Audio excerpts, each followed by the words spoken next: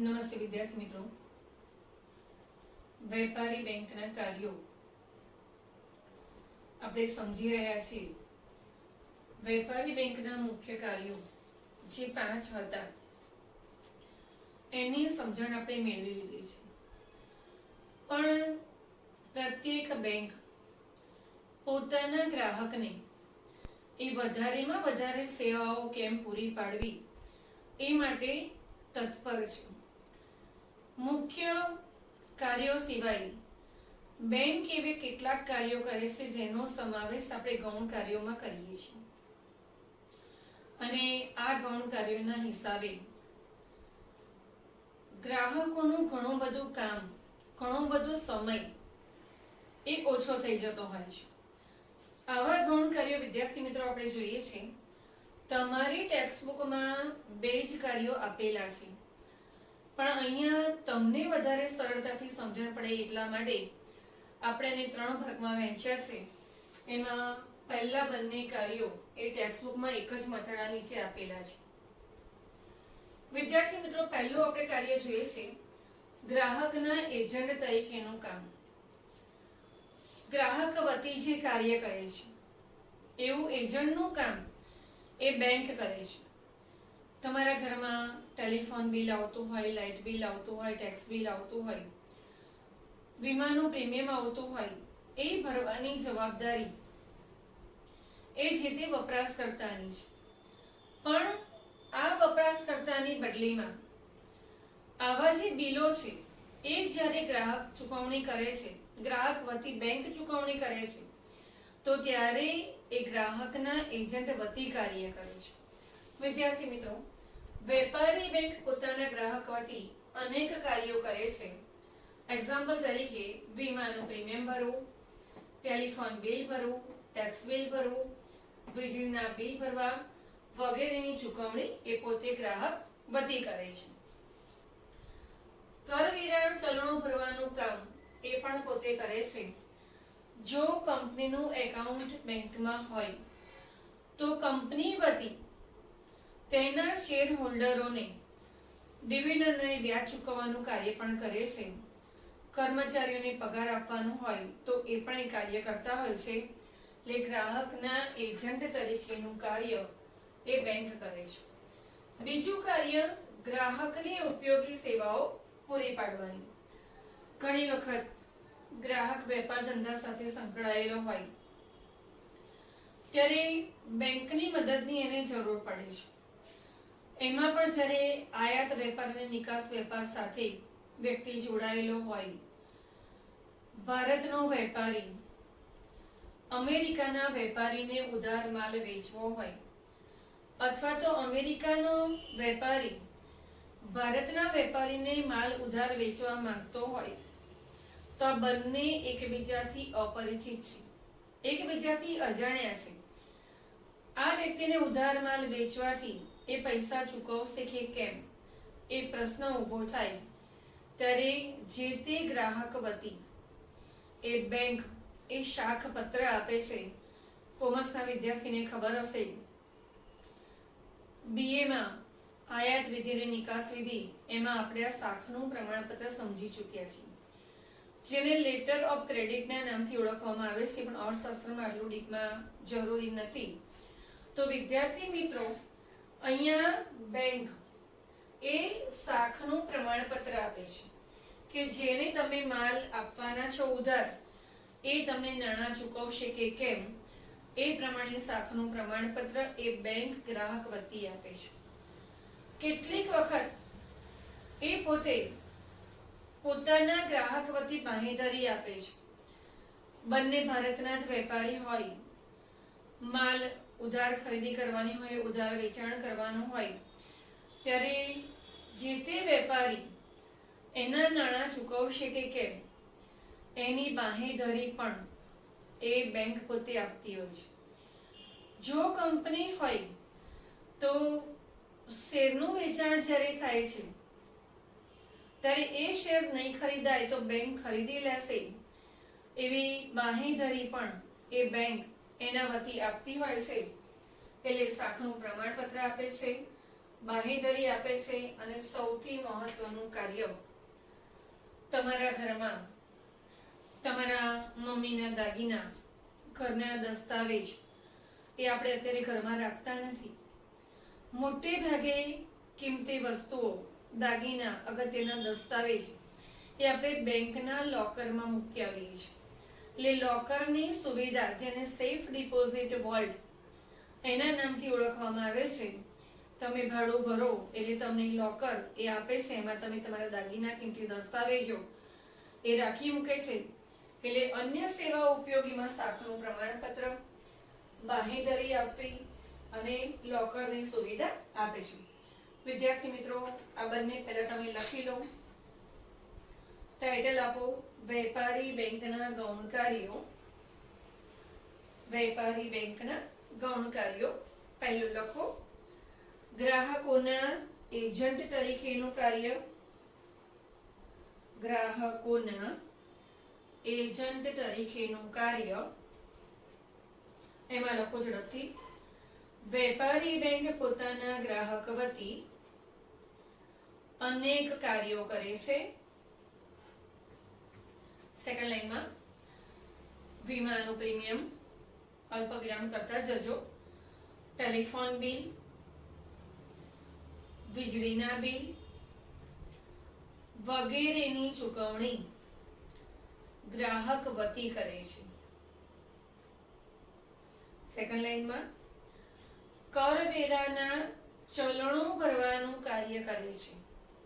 કરવેરાના ચલણો ભરવાનું કાર્ય કરે છે. એના પછીની લાઈનમાં લખો, કંપનીના વ્યાજ અને ડિવિડન્ડ ચૂકવે છે.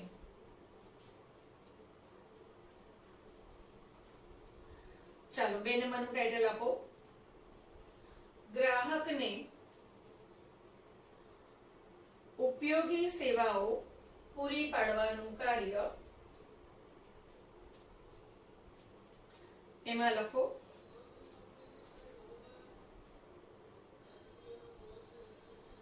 એકબીજાથી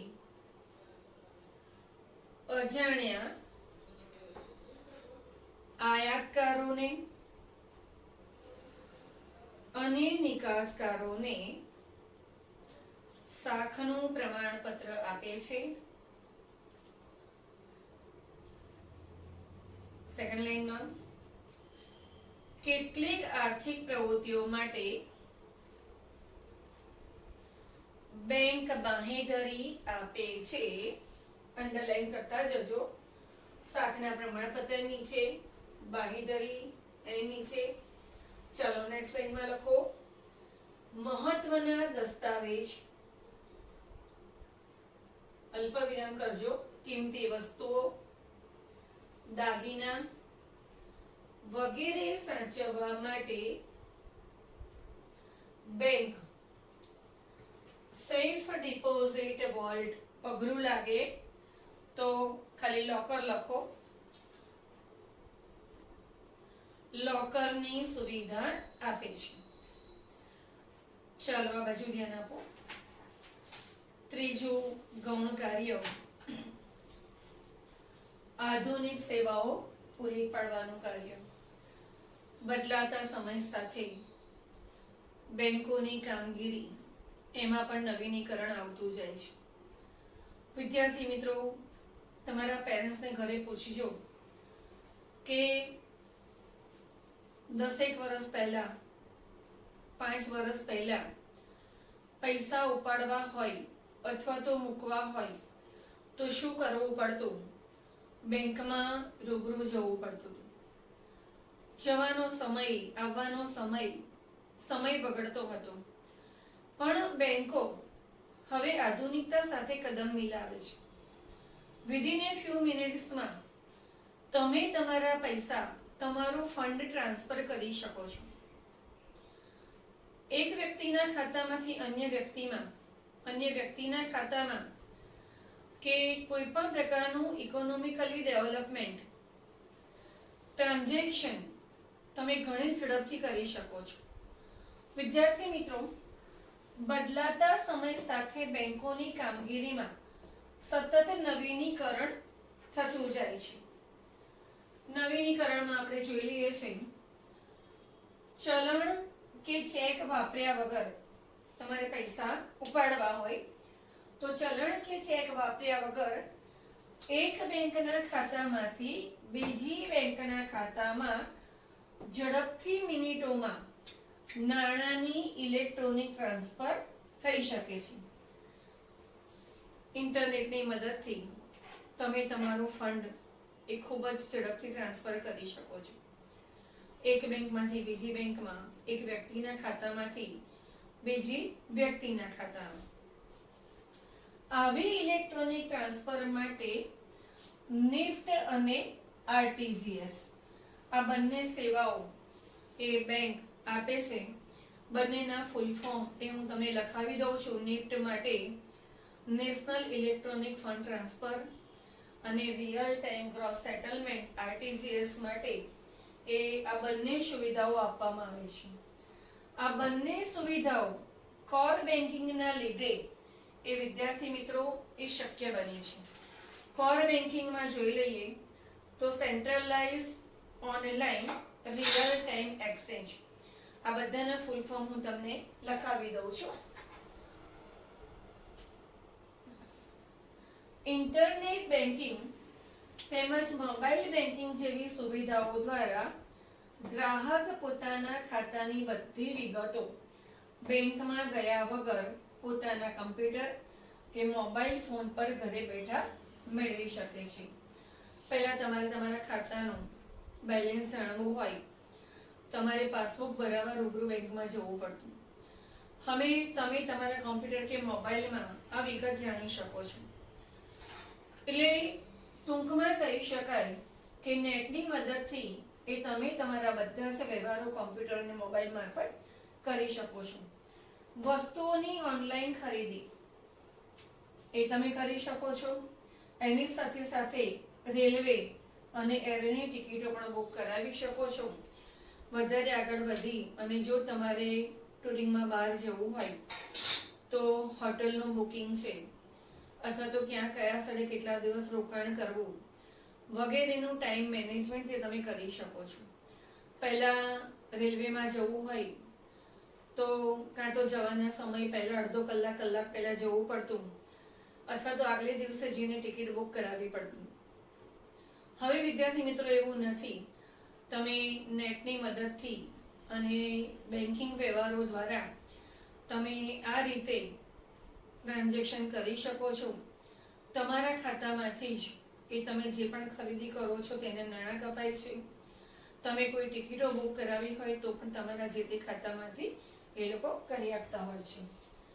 ઘણી બેંકો ડીમેટ ખાતાની સગવડ એ પૂરી પાડે છે. ડીમેટ એટલે શેર, ડિબેન્ચર જેવી જામીનગીરીઓ એને ભૌતિક સ્વરૂપમાં રાખવાના બદલે એ આ બેંકના ખાતામાં રાખવામાં આવે તો ઘણી બધી સુવિધા થાય છે. એનું ફૂલ ફોર્મ અને અર્થ પણ હું લખાવી દઉં છું. ગ્રાહક વતી હુંડિયામણના ખરીદ વેચાણની કામગીરી. હુંડિયામણ એટલે શું એ જોઈ લઈએ પહેલા વિદ્યાર્થી મિત્રો. તો વિદેશી ચલણ. તમારે વિદેશ પ્રવાસે જવું હોય તો જે તે દેશની કરન્સી આપણે લઈ જવી પડે છે. ભારતમાંથી અમેરિકામાં જાઓ તો ભારતનો રૂપિયો ત્યાં ચાલતો નથી. ત્યાં ડોલર એ કરન્સી આપણે કરવી પડે છે. એટલે હુંડિયામણનું ખરીદ વેચાણ.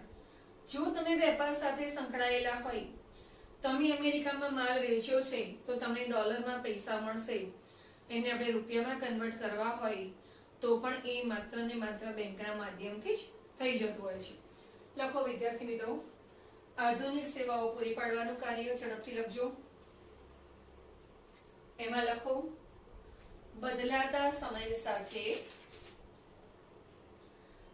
બેંકોની કામગીરીમાં પણ સતત નવીનીકરણ થતું રહે છે. સેકન્ડ લાઈનમાં લખો ચલણ કે ચેક વાપર્યા વગર એક બેંકના ખાતામાંથી બીજી બેંકના ખાતામાં ઝડપથી મિનિટોમાં નાણાંની ઇલેક્ટ્રોનિક ટ્રાન્સફર થઈ શકે છે. ઇલેક્ટ્રોનિક ટ્રાન્સફર નીચે લખી દોરજો. આવી ઇલેક્ટ્રોનિક ટ્રાન્સફર માટે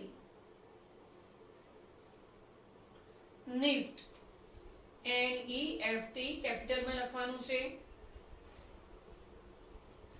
અને RTGS એ પણ કેપિટલમાં RTGS જેવી સેવાઓ ઉપલબ્ધ છે. એના ફૂલ ફોર્મ નીચે લખાવી દઉં છું. સેકન્ડ લાઈનમાં આ બંને સુવિધાઓ CORE કેપિટલમાં બેન્કિંગના લીધે શક્ય બની છે. ચાલો આગળની લાઈનમાં લખો. ઇન્ટરનેટ બેન્કિંગ તેમજ મોબાઈલ બેન્કિંગ જેવી સુવિધાઓ દ્વારા ગ્રાહક પોતાના ખાતાની બધી જ વિગતો બેંકમાં ગયા વગર પોતાના કમ્પ્યુટર કે મોબાઈલ ફોન પર ઘેર બેઠા મેળવી શકે છે. ચાલો સેકન્ડ લાઈનમાં લખો. વસ્તુઓ ઓનલાઈન ખરીદી શકે છે. અલ્પવિરામ. રેલવે કે એરની ટિકિટો બુક કરાવી શકે છે. સેકન્ડ લાઈનમાં ઘણી બેંકો ડીમેટ DEMAT સ્પેલિંગ અહીંયા લખેલું છે DEMAT ખાતાની સગવડ પૂરી પાડે છે. ચલો લાસ્ટ લાઈનમાં લખો. ગ્રાહક વતી હુંડિયામણના ખરીદ વેચાણની કામગીરી પણ બજાવે છે. વિદ્યાર્થી મિત્રો, ગૌણ કાર્યો ત્રણે ત્રણ આપણે જોઈ ગયા. ગૌણ કાર્યોમાં આવતા કેટલાક શબ્દો, એના ફૂલ ફોર્મ, પારિભાષિક શબ્દો હવે હું તમને લખાવું છું. તો ટાઇટલ આપો, યાદ રાખો.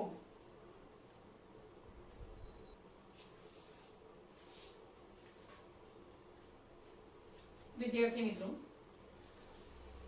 યાદ રાખો કરીને ટાઇટલ તમે આપ્યું હશે. બેંકના કાર્યો, એમાં જે શબ્દો લખાવ્યા છે એના ફૂલ ફોર્મ એ આપણે લખીએ છીએ.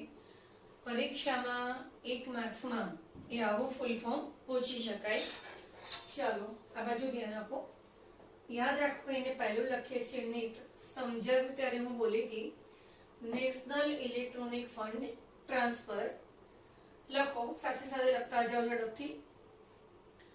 National electronic fund transfer spelling જરા બોર્ડ ઉપર જોઈને લખી લેજો.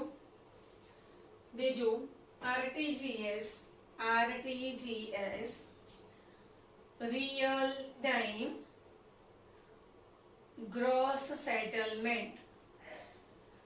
Real time gross settlement. ત્રીજું full form CORE centralize. Spelling હું બોલું છું એનો CENTRALIZED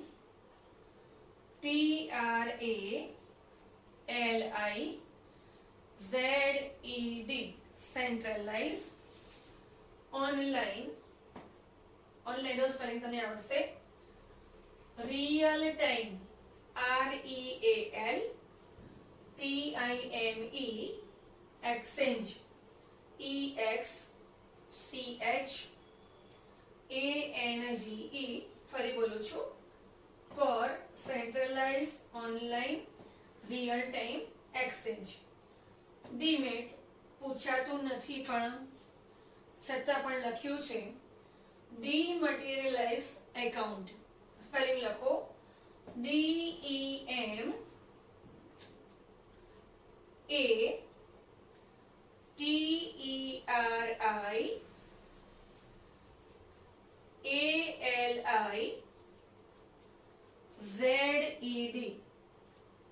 એકાઉન્ટ નો સ્પેલિંગ આવડશે ડીમેટેરિયલાઇઝ એકાઉન્ટ. ચાલો વિદ્યાર્થી મિત્રો, હવે એક મેથ્સમાં પ્રશ્ન પૂછાય ડીમેટ નો અર્થ અથવા તો ડીમેટ ખાતું એટલે શું. મેં તમને સમજાવ્યું હતું કે તમારી પાસે 100, 200, 500 રૂપિયા હોય, તમે કોઈ વસ્તુ ખરીદવા જાઓ છો તો અત્યારે કેટલીક ચલણી નોટો એ બોગસ ફરી રહી છે, જે ખરેખર સરકારે બહાર પડેલ નથી હોતી. તો એ નોટની ચકાસણી આપણે કરીએ છીએ, પણ બેંકમાંથી તમને કોઈ ચેક આપેલો હોય અથવા ચેક આપવાનો હોય તો પૂરા વિશ્વાસથી અથવા તો એક ખાતામાંથી બીજા ખાતામાં આપણે ટ્રાન્સફર કરીએ છીએ.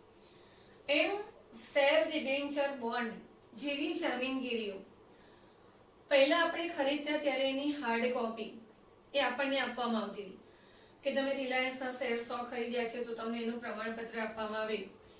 તમારે જ્યારે ફરી શેર કાઢી નાખવા હોય ત્યારે પ્રમાણપત્ર અન્યને આપવું પડે, પ્રમાણપત્રની જાળવણી કરવી પડે, ચકાસણી કરવી પડે. આ બંનેમાંથી મુક્ત થવા માટે જેમ આપણે આપણું બચત ખાતું ખોલાવીએ છીએ તેમ શેર, ડિબેન્ચર જેવી જામીનગીરીઓ માટે એની લેવેચ માટે આપણે ડીમેટ ખાતું ખોલાવીએ છીએ. તો લખો ડીમેટ ખાતું. ચાલો લખો એમાં આન્સરમાં ડીમેટ ખાતું એટલે શેર, અલ્પવિરામ કરજો, બોન્ડ, ડિબેન્ચર, જામીનગીરીઓ વગેરેને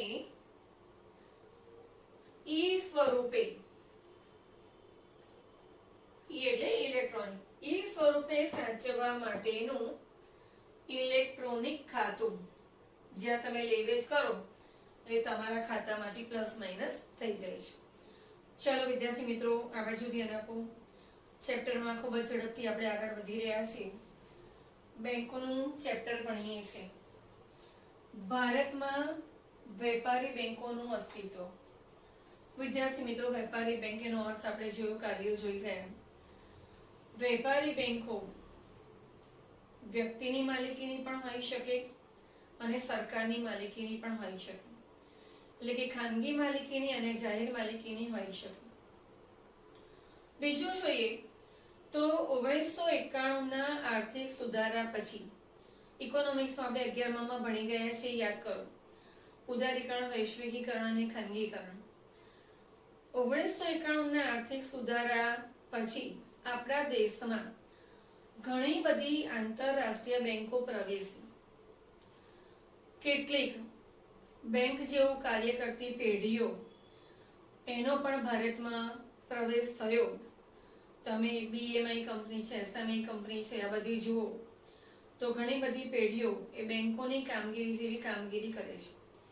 એની સાથે સાથે કોઓપરેટિવ બેંકો, જેને આપણે સહકારી બેંક કહીએ છીએ, આવી બેંકોનું અસ્તિત્વ પણ ભારતમાં જોવા મળે છે. વિદ્યાર્થી મિત્રો, આપણી મધ્યસ્થ બેંક RBI એના કાયદા મુજબ એ બધી જ બેંકો પોતાનું કાર્ય કરવું પડે છે. અહીંયા તમે હમણાં આ 3 વાક્યો લખી નાખો, ઝડપથી લખો. ટાઇટલ આપજો, ભારતમાં વેપારી બેંકોનું અસ્તિત્વ.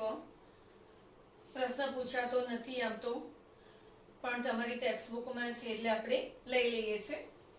વેપારી બેંકો જાહેર એટલે કે સરકારની અને ખાનગી એટલે કે વ્યક્તિની માલિકીની, જાહેર અને ખાનગી માલિકીની જોવા મળે છે.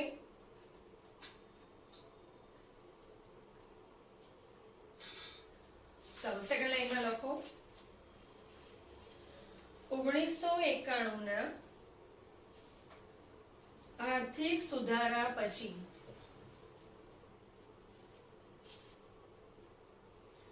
આંતરરાષ્ટ્રીય બેંકોનો પ્રવેશ થયો. નેક્સ્ટ લાઈનમાં ભારતમાં અસંગઠિત નાણાં બજારમાં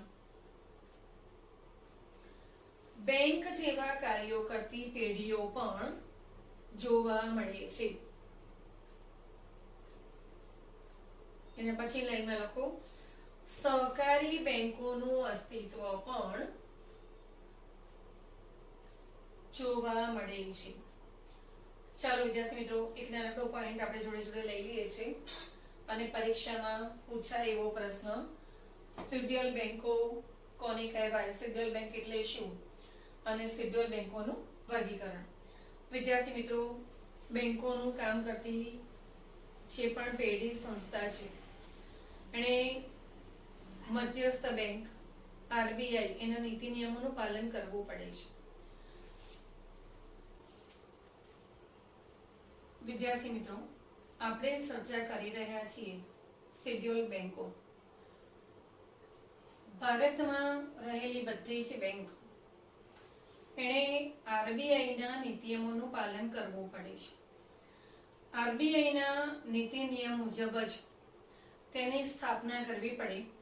આપણે જોઈએ છીએ schedule bank, reserve bank of ઇન્ડિયાના, જેને આપણે આરબીઆઈ કહીએ છીએ, 1934ના કાયદાની બીજી અનુસૂચિ પ્રમાણે જે બેંકોની સ્થાપના થઈ હોય તેને શેડ્યુલ બેંક કહે છે.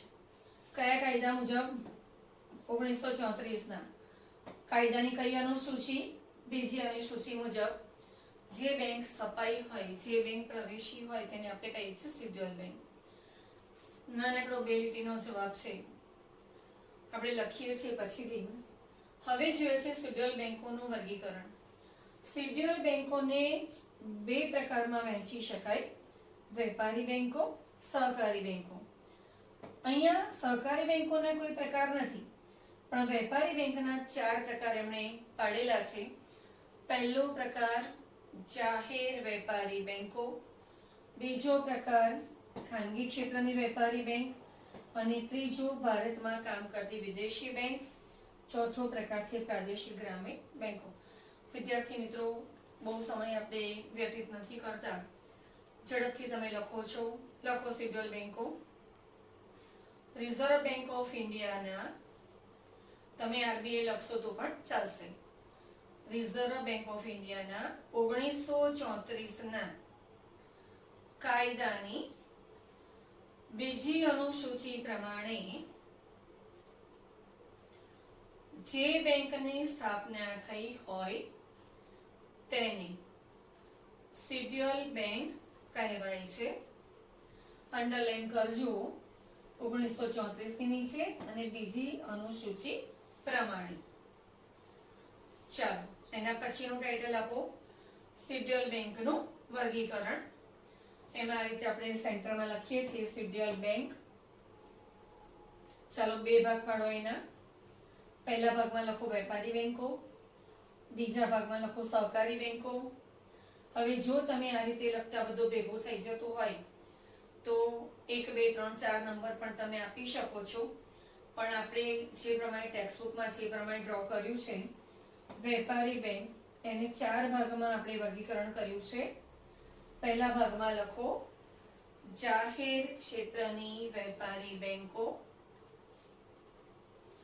બીજામાં લખો ખાનગી ક્ષેત્રની વેપારી બેંકો,